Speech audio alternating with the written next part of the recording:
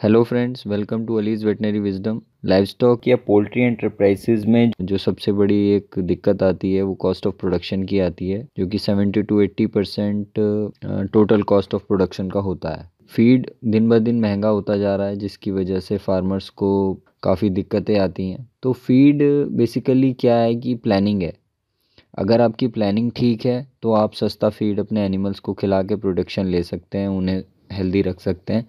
Otherwise क्या problems आती हैं कि प्रोडक्शन भी प्रॉपर नहीं होता है और आपके एनिमल भी बीमार रहते हैं। तो इसी सिलसिले में ये प्रेजेंटेशन बना के आपको कुछ समझाने की कोशिश की गई है साइलेज के बारे में, कि साइलेज की प्लानिंग किस तरह करनी चाहिए और प्रोडक्शन किस तरीके से डेयरी एनिमल्स का बढ़ाया जा सकता है।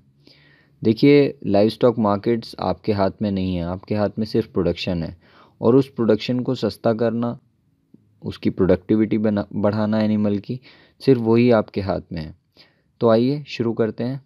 एक केस स्टडी है यहाँ पर। एक फार्मर से, डेयरी फार्मर से मेरी बात हुई थी, जिसको बेसिस लेकर मैंने इस प्रेजेंटेशन को डिज़ाइन किया है। एक वेस्टर्न यूपी में फार्मर थे, इन्होंने डेयरी लगाई थी कामधेनु स्कीम के अंतर्गत। इनके पास 100 गाय हैं। पहले ही क्या करते थे कि जब इन्होंने डेयरी स्टार्ट की थी 2015 में, तो ये व्हीट स्ट्रॉ खरीदते थे, क्योंकि इनके पास इतना लैंड नहीं था कि जिस पर ग्रीन फॉडर लगाया जा सके। तो ओकेजनली कभी कभी ग्रीन फॉडर इनके पास आ जाता था, जो ये कभी कभी ख़रीदते थे।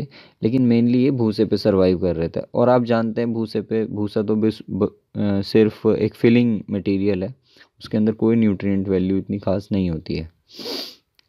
तो जब बैलेंस फीडिंग नहीं हो रही थी, ग्रीन फॉडर भी नहीं दिया जा रहा था, तो इन्होंने क्या किया कि ब्रीवरी वेस्ट जो होता है, वहाँ पर जो अल्कोहल बनाने की फैक्ट्रीज़ होती हैं, उनके अंदर से जो माल्ट वेस्ट, बार्ले का वेस्ट निकलता है, जिसे गीला चोकर भी कहते हैं, वो ये खिलाते थे। और शुगर मिल वेस्ट, जो गन्ने के रस का निकलता है चीनी बनाने से पहले, या जो वेस्ट निकलता है, मैली जिसे कहते हैं, वो खिलाई जाती थी। ये सस्टेनेबल नहीं है, ये भी काफ़ी महंगा होता जाता है। तो इससे क्या हुआ कि लगभग 1 लाख सवा लाख की फीडिंग वो महीने में सिर्फ भूसे पे खर्च करते थे, और जो ग्रीन उन्हें मिलता था मंथली। इसके अलावा, क्योंकि जब आप प्रॉपर फीडिंग नहीं कर रहे हैं, बैलेंस फीडिंग नहीं कर पा रहे हैं, तो काफ़ी खर्चे दवाइयों पर, बीमारियों पर भी होने लगते हैं, और प्रोडक्शन भी कम होने लगता है। तभी इन्होंने एक एक बार साइलेज को कंसीडर किया, साइलेज अपने यहाँ प्रोड्यूस किया ग्रीन फॉडर से। तो इन्हीं का जो प्रोडक्शन कॉस्ट था, वो 1.25 लाख से घटकर 16,000 रुपये पे आ गया। तो इन्हें काफ़ी फ़ायदेमंद लगी पहली बार डेयरी। अब प्लानिंग नहीं कर पाए, लेकिन अब प्लानिंग अगर हम इन्हें सिखाएं, या ऐसे डेयरी फार्मर्स प्लानिंग कर लें प्रॉपरली। देखिए, बहुत से लोग कर भी रहे हैं प्लानिंग। ये उनके लिए नहीं है प्रेजेंटेशन, ये उनके लिए हैं जो अभी नए हैं, या सोच रहे हैं कि हम इसमें अगर डेयरी बिजनेस में आएंगे तो कैसे करेंगे। क्योंकि देखिए, अभी भी ग्लोबली अगर हम देखें तो मिल्क प्राइसेस में क्रैश आया हुआ है। अभी अच्छे प्राइसेस नहीं मिल रहे हैं, क्योंकि प्रोडक्शन, इंटरनेशनली प्रोडक्शन बहुत ज़्यादा हुआ है ना। लेकिन इंडिया में अभी भी प्रोडक्टिविटी की कमी है। तो उसी को देखने के लिए हम इसमें प्रोडक्शन कॉस्ट को कम करने पर ध्यान देंगे। इकोनॉमिक्स ऑफ स्ट्रॉ, भूसे की क्या इकोनॉमिक्स है बेसिकली। एवरेज मिल्क यील्ड जो किसी भैंस की या गाय की होती है, वो भैंस की तो 6 लीटर रहती है, और गाय की लगभग 10 लीटर 12 लीटर तक रहती है। और इस प्रोडक्शन के लिए, क्योंकि अगर हम 400 किलो की भैंस को माने और 400 किलो की गाय को माने, तो उन्हें लगभग 12% ड्राई मैटर चाहिए होता है, जिसमें 7 से 8 किलो भूसा होता है, जिसकी कॉस्ट 6 रुपये के लगभग बैठती है, 6 रुपये पर केजी। और इसी तरीके से 10 से 12 किलो ग्रीन भी चाहिए। हम बैलेंस फीडिंग की बात कर रहे हैं, जो 1.5 रुपये पर केजी के हिसाब से आपको ख़रीदना पड़ता है। ठीक है, चाहे गाय हो या भैंस हो। कंसनट्रेट जो दाना होता है वो एक्स्ट्रा दिया जाता है, जो लगभग 4 से 5 किलो होता है। अब इकोनॉमिक्स ऑफ साइलेज देख लेते हैं। अगर साइलेज हम खिलाएं, साइलेज जो है वो, उसकी कॉस्ट क्या होती है, उसकी कॉस्ट ग्रीन फॉडर के इक्वल होती है, जो बल्क में परचेज किया जाता है ड्यूरिंग फ्लश सीजन। जिस टाइम ग्रीन फॉडर बहुत ज़्यादा अवेलेबल है, उस टाइम उसे परचेज करते हैं, तो सस्ते में मिल जाता है। और वो ग्रीन फॉडर की कॉस्ट के इक्वल ही रहता है, क्योंकि उसमें आपको कुछ एक्स्ट्रा नहीं करना है, सिर्फ लेकर उसको दबा देना है बनाने के लिए, कोई एक्स्ट्रा मशीनरी या वो सब चीज़ें उसमें नहीं चाहिए। तो जब हम ऐसा करते हैं तो इसकी कॉस्ट हार्डली 2 to 3 रुपीज़ आती है, लगभग 20 से 30 पैसा के करीब इसकी कॉस्ट आती है। ये सब प्लानिंग पे बेस्ड है, आप कितनी अच्छी योजना बनाते हैं, कितना अच्छा मैनेजमेंट करते हैं, प्रबंधन करते हैं, उस सब के ऊपर बेस्ड है कि आप कितना कॉस्ट ऑफ प्रोडक्शन फीड में आप रिड्यूस कर पाएंगे। एक कहावत है, इट्स प्लान टू फेल और फेल टू प्लान। तो आपने क्या, किस तरीके से आप काम कर रहे हैं, ये आपका फेलियर जो है वो प्लानिंग पे डिपेंड करता है कि प्रॉपर प्लानिंग नहीं हुई है तो आप डेफिनेटली फेल होंगे। What is planning? यहाँ पर प्लानिंग क्या है, आपको सिर्फ कैलकुलेट करना है कि आपकी फॉडर रिक्वायरमेंट आने वाले टाइम में कितनी होगी, आपको कितना खिलाना है उसे बैलेंस फीडिंग के हिसाब से, और सिंपली उस ग्रीन फॉडर को अरेंज करना है अपनी रिक्वायरमेंट के हिसाब से। ये सिंपल सा इसमें फंडा है। अगर आपने ये इस पर महारत हासिल कर ली तो आपको डेयरी में प्रॉफिट लाने से कोई नहीं रोक सकता है। और यहाँ पर ये बेटर है कि हम 6 मंथ्स के लिए प्लान करें। देखिए एक बात समझ लीजिए यहाँ पर कि आपको एक रेडी मार्केट हमेशा अवेलेबल रहेगा, चाहे प्राइसेस क्रैश करें, कुछ भी रहें, मिल्क हो या मीट हो या अंडे हो, कुछ भी हो, उसकी डिमांड रेगुलर बढ़ ही रही है। इस वजह से अगर डिमांड में कोई प्रोडक्ट है तो वो बिज़नेस फ्लॉप होने के चांसेस बहुत कम होते हैं। फ्लॉप किस वजह से होता है? हमारे मिसमैनेजमेंट की वजह से। अगर हम एग्जांपल देखें यहाँ पर 5 भैंसों का, इसमें 5 भैंसें गाय 10 हो सकती हैं, 15 हो सकती हैं, गाय भैंसें दोनों मिला के हो सकती हैं, तो वो आप देख सकते हैं खुद। लेकिन यहाँ पर जस्ट एक एग्जांपल दिया गया है। अगर हम 6 महीने की प्लानिंग करें 5 भैंसों के साथ, तो एक बफेलो को हम 27 किलो फ्रेश मेज साइलेज खिलाते हैं। मक्का जो होती है उसका साइलेज बनाकर अगर 27 किलो डेली खिलाएंगे तो उसकी काफ़ी रिक्वायरमेंट पूरी हो जाएगी। उसके बाद 1 या 1.5 किलो भूसा उसे डेली का बनेगा, वो दिया जा सकता है। 5 भैंसों को 27 किलो अगर डेली खिलाएंगे तो 180 दिन में हमें लगभग 24,300 किलो साइलेज की रिक्वायरमेंट रहेगी। अगर हम साइलेज बनाते हैं ग्रीन फॉडर से तो 15% साइलेज ग्रीन फॉडर का लॉस होता है इन फर्मेंटेशन, हम बाद में देखेंगे। अगर कुछ लॉस हो रहा है 15% का तो हम उस 15% को भी कैलकुलेट करेंगे। तो हमें कितना ग्रीन फॉडर टोटल चाहिए?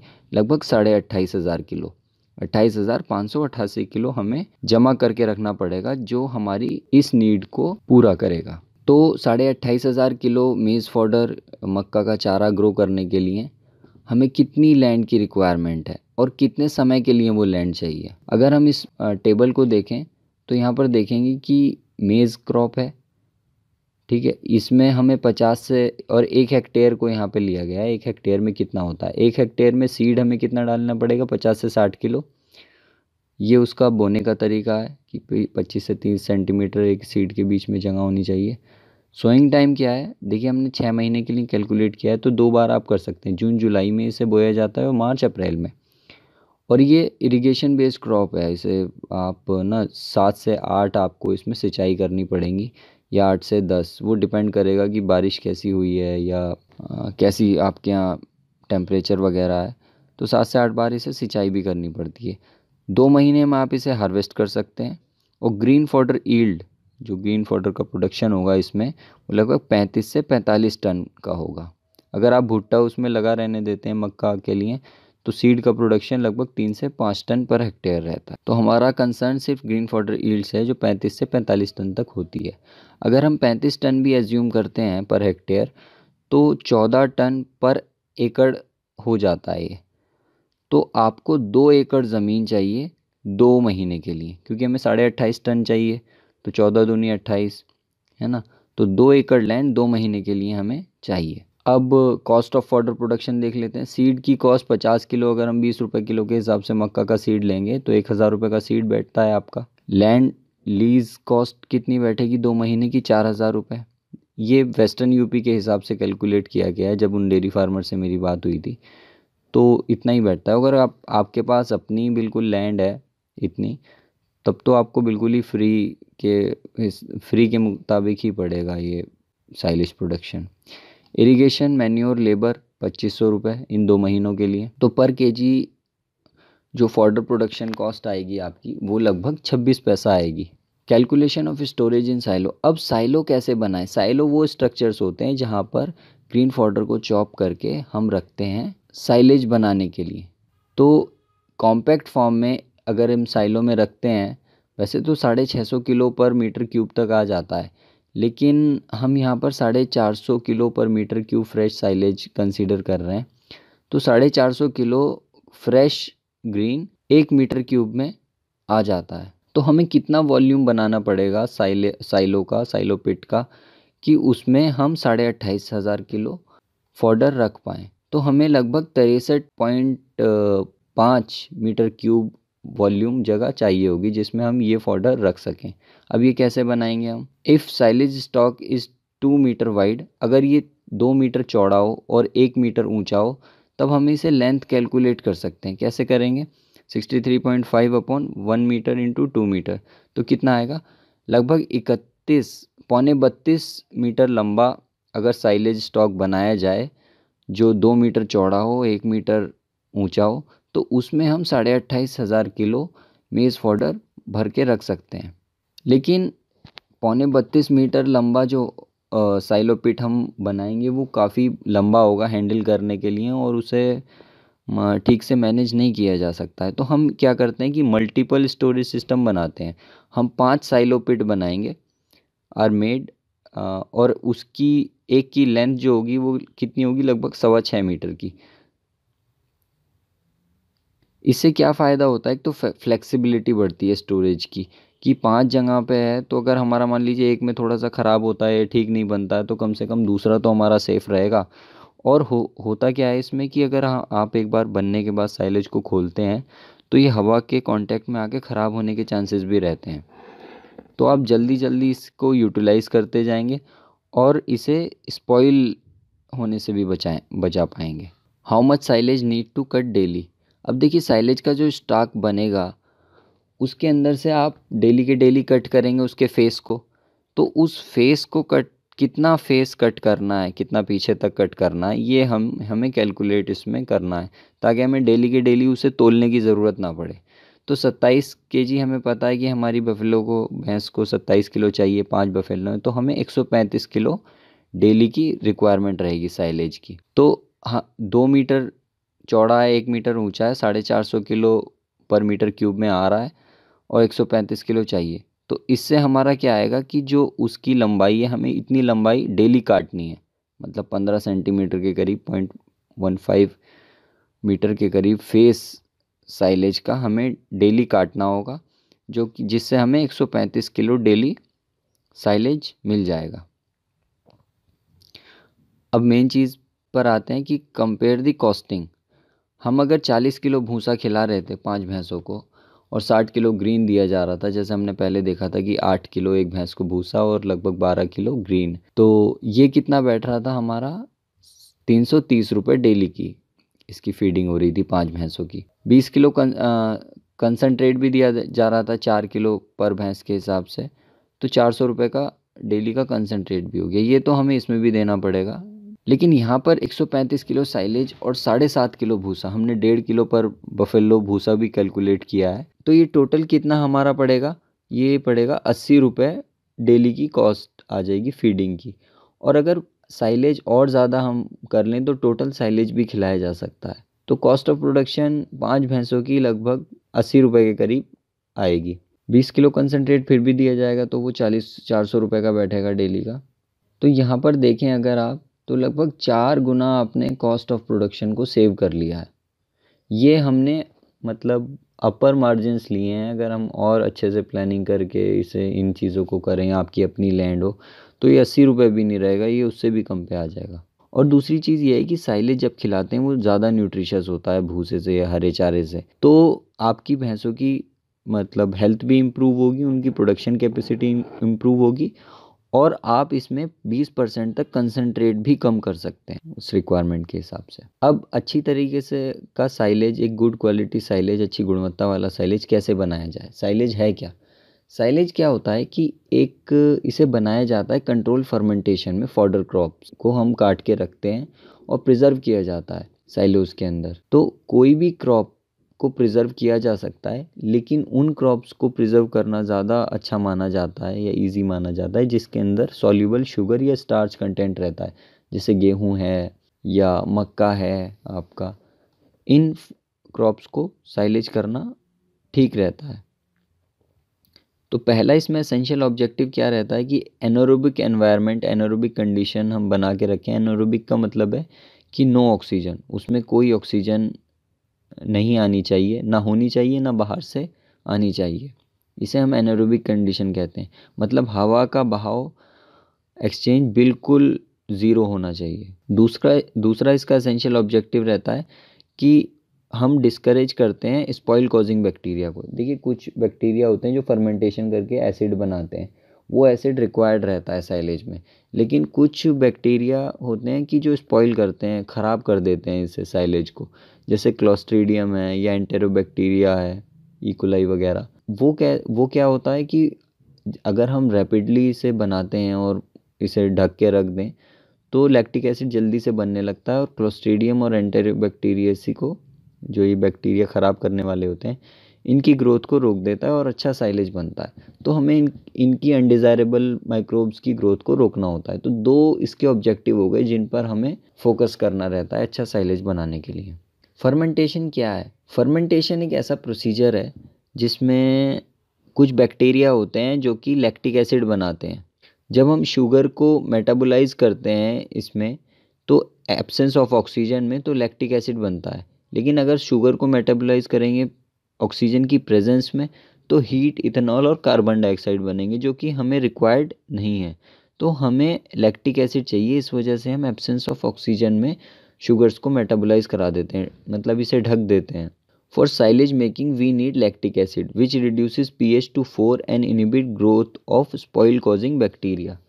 हमें इसे ख़राब होने से ही तो बचाना है, तो ख़राब होने से कैसे बचाएंगे? अगर हम इसमें एसिड का प्रोडक्शन बढ़ा देंगे किसी तरह। अब साइलेज के स्पॉइलेज को लेकर मतलब उसे जो सड़ने से बचाने को लेकर कुछ क्रिटिकल पॉइंट्स हैं, इस पर आप ध्यान रखें कि अगर क्रॉप के अंदर उसकी बफरिंग कैपेसिटी ज़्यादा है। बफरिंग कैपेसिटी का क्या मतलब है कि एसिड नहीं बनने देना है, उसे न्यूट्रल पीएच में रखना है। हमारा क्या फोकस है, क्या हमारा एक एम है कि पीएच को हम घटाकर 4 पे ले आएँ। लेकिन अगर कुछ क्रॉप्स ऐसी होती हैं जो कि पीएच को घटने नहीं देती हैं, न्यूट्रलाइज करती रहती हैं, तो वो लेग्यूम्स होते हैं जैसे बरसीम, लोबिया वगैरह का अगर साइलेज बनाने लगेंगे तो वो बहुत कठिन होता है। ये ग्रासेस का साइलेज बनाने लगें, ढैंचा या कुछ इस टाइप की ग्रासेस होती हैं, तो उनका साइलेज बनाना हालांकि बनता है लेकिन मुश्किल होता है, क्योंकि उनके अंदर बफरिंग कैपेसिटी होती है, वो पीएच को नीचे नहीं आने देती हैं, जो हमारा मेन एम होता है। या दूसरी तरफ हम देखें कि क्रॉप्स, अगर जो फॉडर क्रॉप्स हैं वो बहुत ज़्यादा गीली हैं, उनका वाटर कंटेंट बहुत हाई है, ड्राई मैटर कंटेंट कम है, तब क्या होता है कि उसमें भी वो एसिड जो बनता है वो डाइल्यूट हो जाता है। तो उसे पीएच को नीचे लाने के लिए ज़्यादा एसिड की रिक्वायरमेंट होती है बनने की। तो इस वजह से भी ख़राब हो जाता है पीएच जब नीचे नहीं आ पाती। To counter these process in, मतलब जैसे बफरिंग कैपेसिटी है या वाटर कंटेंट ज़्यादा है, तो एडिटिव्स कुछ मिलाए जाते हैं। जैसे एसिड्स हम डायरेक्ट मिला दें, लैक्टिक एसिड, या बैक्टीरियल कल्चर्स को हम मिलाएं, या मोलेसिस को। साइलेज बनाया कैसे जाता है, क्या प्रैक्टिकल स्टेप्स हैं इसके? आप एक फॉडर क्रॉप लीजिए, यहाँ पर हम मक्का के हिसाब से आपको बताएंगे मक्का किस तरीके से साइलेज बनाया जाता है। मक्का को काट लिया जाता है after a period of sunshine to ensure maximum sugar content. देखिए फोटोसिंथेसिस से शुगर बनता है और डेली दिन में बनता है, रात में यूटिलाइज हो जाता है उसके रेस्पिरेशन में। तो जब धूप मतलब ढलने लगती है उस टाइम काटना चाहिए, क्योंकि उस टाइम हमें मैक्सिमम कंसंट्रेशन मिलती है शुगर की, जिसको लैक्टिक एसिड में जो कन्वर्ट होगी अल्टीमेटली। कभी कभी इसका ड्राई मैटर जो होता है वो कम रहता है, तो इसकी विल्टिंग की जाती है, क्योंकि पानी भी, हमें ये भी नहीं चाहिए कि इसमें ओस जमी हुई हो। इसलिए भी हम इसे थोड़ा सा देर से काटना चाहिए दिन में, जब धूप निकल जाए। और इसे थोड़ा सुखा लेते हैं। सुखाया इस वजह से जाता है ताकि इसका थोड़ा सा ड्राई मैटर कंटेंट बढ़ जाए। कम से कम ड्राई मैटर कंटेंट 25% होना चाहिए जब हम इसे साइलेज बना रहे हों। और किसी भी तरीके का इसमें कंटेमिनेशन नहीं हो सॉइल का, क्योंकि सॉइल में क्या रहते हैं कि बैक्टीरिया या एंटेरोबैक्टीरिया और क्लोस्ट्रीडियम सॉइल में रहते हैं और उससे साइलेज में आ जाते हैं और साइलेज ठीक से बन नहीं पाता है। चौथा स्टेप इसमें ये रहता है कि इसकी चॉपिंग करते हैं चेफ कटर से। और जब हम चॉपिंग करते हैं तो किस वजह से करते हैं कि ये कॉम्पैक्ट हो सके। हम अगर बड़े बड़े उसके टुकड़े डाल देंगे तो उन्हें कॉम्पैक्ट करना बहुत मुश्किल हो जाएगा। उसके अंदर से एयर बाहर नहीं निकल पाएगी, एयर वहीं ट्रैप हो जाएगी। तो हम ये करते हैं कि कम से कम 2 सेंटीमीटर लंबा, जब चैफिंग हम कर रहे हो तो उसका कट का साइज़ 2 सेंटीमीटर लंबा हो और उसे अच्छे से कॉम्पैक्ट किया जा सके। जब इसे साइलों में भरा जाता है, उसके बाद हम इसे साइलों में भरते हैं, तो ये कंसीडर करते हैं कि कोई भी एयर का मूवमेंट उसमें ना हो पाए, क्योंकि उससे क्या होगा, ऑक्सीडेशन होगा, हीट जनरेट होगी और वो उसे साइलेज को ख़राब करेंगे। लेकिन थोड़ी बहुत एयर उसमें ट्रैप हो जाती है और उस एयर को प्लांट एंजाइम यूज़ कर लेते हैं, उस ऑक्सीजन को बहुत जल्दी यूज़ करके रेस्पिरेशन में इस्तेमाल कर लिया जाता है। लेकिन हम बाहर से ढक देते हैं, उसके बाद कोई एयर मतलब एंटर नहीं करती और अंदर एनारोबिक कंडीशंस बन जाती हैं। इस बात का ख्याल रखें कि एक बार ढकने के बाद फिर कोई एयर अंदर ना जा पाए और जितना कॉम्पैक्ट उसे कर सकें उतना ज़्यादा कॉम्पैक्ट उसे कर दें।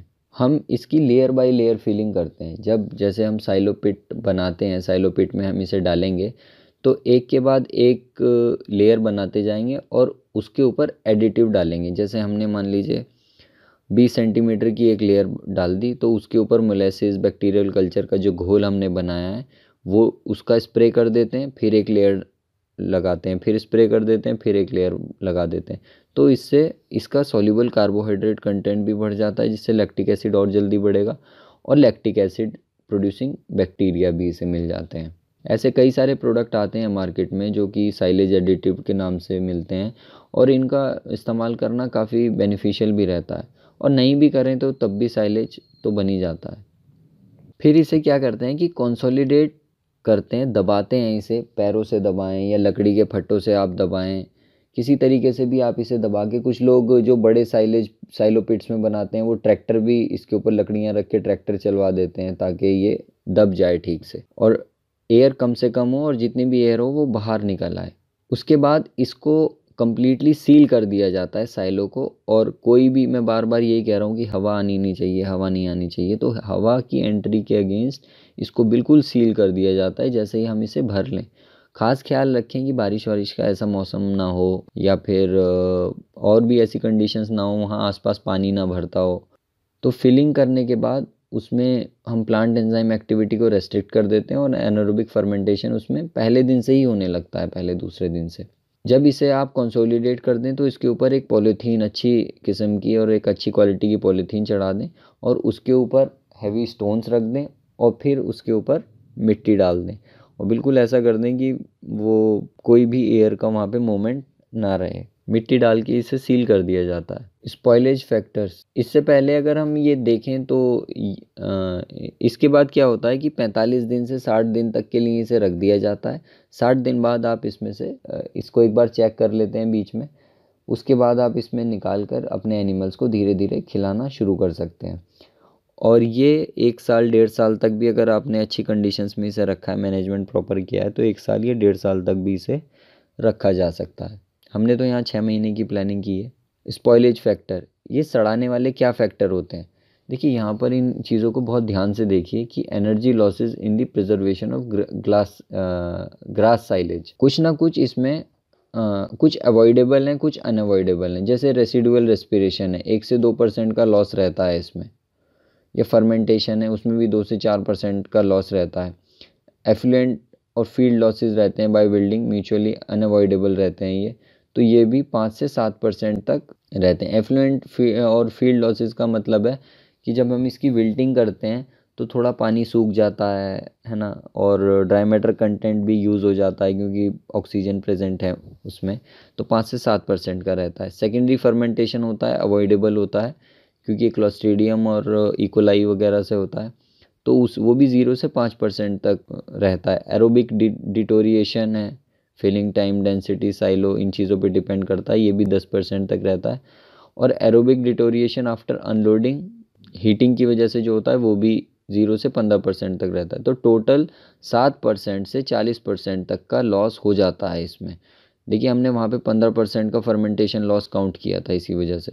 अगर 15% से ज़्यादा का होता है, ये 40% तक जा सकता। अगर आप केयरलेस तरीके से साइलेज को बनाने की कोशिश करेंगे तो काफ़ी लॉसेस आपके बढ़ जाएंगे साइलेज में ही। हमें मेज़ को कब हार्वेस्ट करना चाहिए?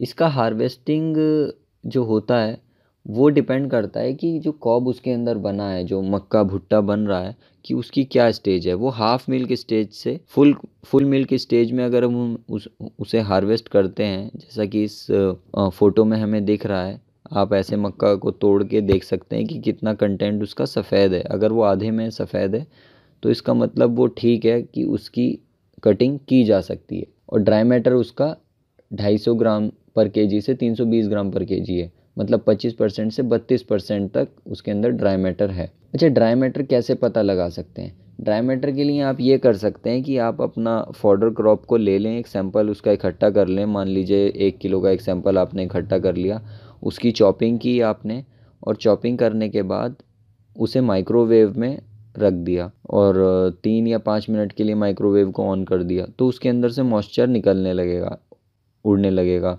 मतलब इवेपोरेट हो जाएगा। फिर आप उसे निकाल के उसका वेट कर लें। जब पहली बार डाल रहे हो उस टाइम भी फ्रेश का भी वेट करें, और फिर उसके बाद जब निकालें फिर उसका वज़न करें।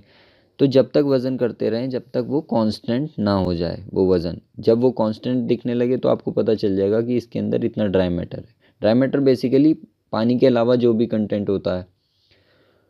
तो stem of green crop contain high level of sugar which provide a satisfactory lactic acid fermentation in the silo and also lower buffering capacity।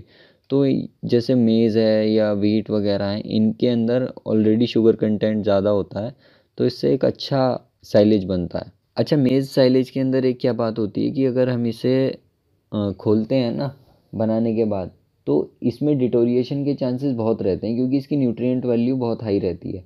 तो ये इस बात का ध्यान रखना चाहिए आपको कि जब आप इसे खोलें, इसी वजह से हमने नैरो पिट्स बनवाए हैं कि 2 मीटर से ज़्यादा चौड़ा ना हो, नहीं होना चाहिए वो, या 1 मीटर से ज़्यादा ऊंचा नहीं होना चाहिए। लेंथ तो आप कितनी भी रख सकते हैं। तो डेली के डेली आप उसके फेस को रिन्यू करते रहेंगे। जब आप उसे काटेंगे 15 सेंटीमीटर आप मान लीजिए काट रहे हैं उसे, तो डेली के डेली 15 सेंटीमीटर कट रहा है तो नया फेस वो हो रहा है, और उसे ढक देना चाहिए उसके बाद। तो ये केयर मेज़ के साइलेज में थोड़ी हमें करनी पड़ती है। थैंक यू ये प्रेजेंटेशन देखने के लिए। आपकी जो भी क्वेश्चंस हुआ करें वो आप कमेंट सेक्शन में लिख दिया करें, और मैं कोशिश यही करता हूँ कि मैं सबके सवालों के जवाब दे सकूँ। प्रेजेंटेशन बनाने में मुझे भी काफ़ी पढ़ना पड़ता है, और ये सोचता हूँ कि आसान से आसान लैंग्वेज में आपको ट्रांसफ़र कर दूँ चीज़ें। कुछ लोगों को ये लगता है कि मैं बहुत धीरे बोलता हूँ।